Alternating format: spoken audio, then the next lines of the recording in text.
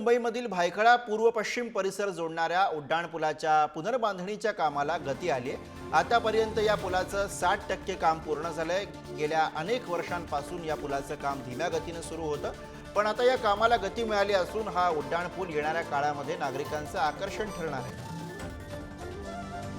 आणि याचाच आढावा घेतला आमच्या प्रतिनिधी शिल्पा नरवडे यांनी। बघूया।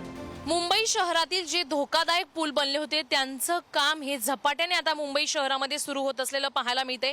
अनेक कामे हे पूर्णत्वास आलेली आहे। भायखळाचा पूर्व पश्चिम जो कनेक्टर आहे त्याचं काम देखील 60% पूर्ण झालेलं पाहायला मिळते। तुम्ही जर माझ्या पाठीमागे पाहिलं तर हा तोच भायखळाचा पूल आहे, पूर्व पश्चिम कनेक्टर जोडणारा, आणि त्याचं काम आता जवळजवळ पूर्ण झालेलं पाहायला मिळते।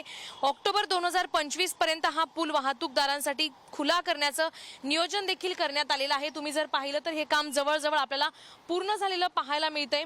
विशेष म्हणजे प्रचंड प्रमाणात या भागामध्ये वाहतूक कोंडी होत होती आणि ती वाहतूक कोंडीतून आता नागरिकांचा प्रश्न सुटणार आहे। 2021 पासून या पुलाचं काम सुरू होतं आणि आता 2025 म्हणजे ऑक्टोबर महिन्यात हा पूल नागरिकांच्या वाहतूकदारांच्या सेवेत येणार आहे।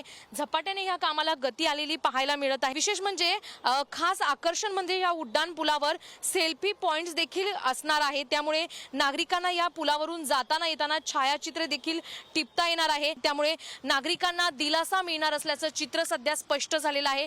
2021 पासून या उड्डाण पुलाचं काम सुरू होतं, मात्र धीम्या गतीने हे काम सुरू असल्यामुळे या कामाला प्रचंड कालावधी गेलेला पाहायला मिळतोय। मात्र आता झपाट्याने काम सुरू आहे आणि ऑक्टोबर महिन्यात हा पूल नागरिकांच्या वाहन चालकांच्या सेवेत येणार असल्याचं चित्र सध्या स्पष्ट झालेलं पाहायला मिळते। कॅमेरामॅन नागेश धोत्रेसह शिल्पा नरवडे, पुढारी, मुंबई।